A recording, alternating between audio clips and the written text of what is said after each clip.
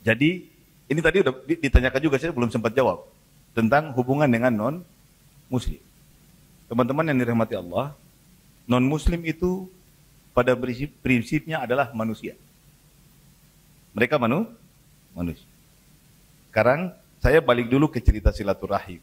Apakah orang yang memiliki keterikatan rahim sama kita, saudara kita, atau ibu kita, anak kita, bibi kita yang non-muslim?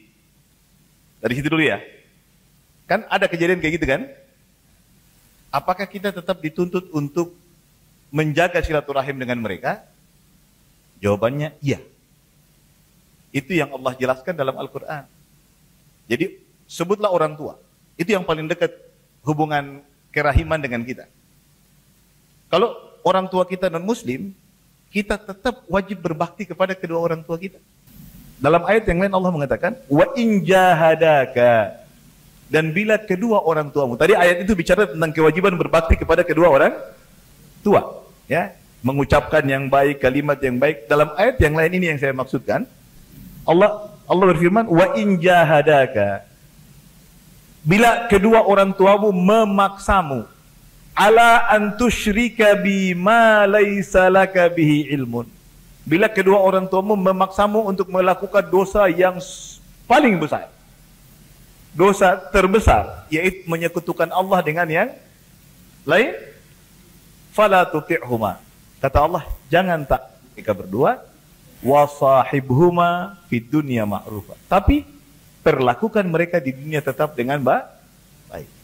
Itu dalil yang sangat jelas bahwa orang tua kita walaupun non-muslim, kewajiban kita untuk berbakti kepada mereka tetap. Sama juga dengan saudara kita yang non-muslim.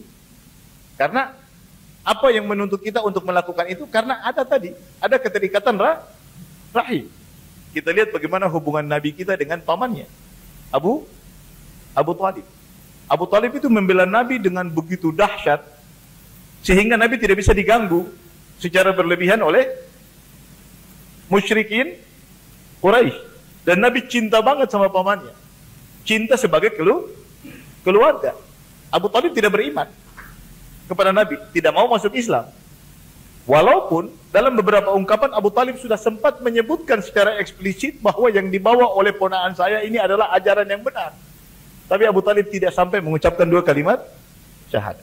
Di saat sakaratul maut, saat-saat terakhir Abu Talib akan menghembuskan nafas terakhirnya, Nabi masih datang dan mengajak Abu Talib untuk mengucapkan dua kalimat syahadat. Karena Nabi cinta sama pamannya. Kata Nabi, wahai pamanku, qul kalimatan uhajjuka biha amam Allah. Ucapkanlah kalimat. Maksud Nabi adalah dua kalimat syahadat yang bila kau ucapkan, aku akan membelamu di hadapan Allah dengan kalimat itu. Tapi sampai Abu Talib meninggal, beliau tidak sempat mengucapkan dua kalimat syahadat. Maka Nabi berkata, laula ana lakana fid darkil asfali minan nar. Kalau bukan karena saya, ponaannya yang dia bela dengan segala macam usahanya, dengan segala macam dayanya, upayanya, maka tempat Abu Talib itu mestinya di kerak api neraka.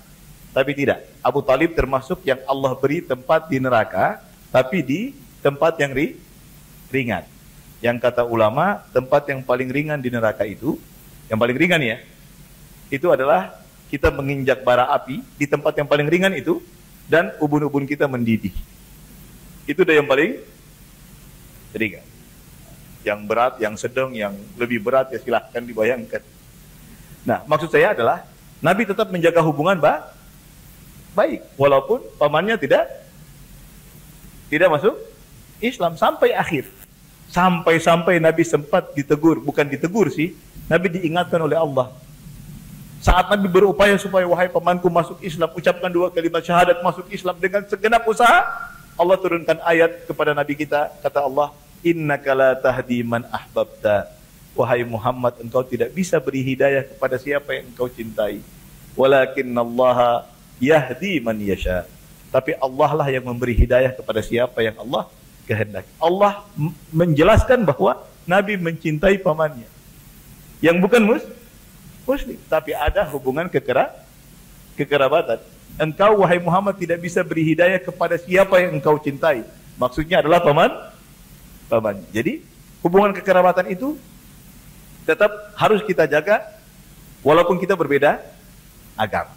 Nah, bagaimana dengan yang mungkin agak jauh, yang tidak jelas hubungan kerahimannya, bukan sepupu, bukan paman, bukan bibi misalnya begitu ya. Tetap. Kenapa? Karena mereka adalah manusia. Dan Allah mengatakan walaqad karramna bani Adam. Dan sesungguhnya kami telah muliakan anak Adam. Non muslim itu anak Adam bukan? Anak Adam. Karena dia anak Adam, dia masuk dalam kategori ciptaan Allah yang Allah muliakan. Itu sebabnya kita patut juga menghormati mereka. Dan Allah katakan dalam Al-Quran, La yanhakumullahu 'anil ladzina lam yuqatilukum fid din wa lam yukhrijukum min diyarikum an tabarruhum wa tuqsitu ilaihim. Kata Allah, Allah tidak melarang kalian berbuat baik dan berlaku adil kepada non-muslim yang tidak mematuhi kalian dan tidak memerangi kalian karena agama, mengusir kalian dari negeri kalian. Selama non-muslim itu hidup damai dengan kita, maka kita harus berlaku baik kepada mereka, berlaku adil kepada mereka. Dan kalau teman-teman ingat, banyak sekali para sahabat itu yang masuk Islam justru karena perilaku Nabi, karena akhlak Nabi. Ceritanya banyak. Ada satu badui yang datang kepada Nabi kemudian minta Nabi kasih harta, tapi sambil mengoyak Abu Bakar, Umar di samping udah marah-marah. Dia bilang, atini min mali alladhi indak, kasih saya harta Allah yang ada di tanganmu. Abu Bakar marah, Umar marah, tapi Nabi enggak. Nabi bilang, beri dia apa yang dia minta. Lalu dia diberi. Setelah dia diberi, padahal dia tahu dia salah nih, udah marah-marah sambil narik kerah Nabi, tapi Nabi tidak marah. Nabi malah ngasih apa yang dia minta.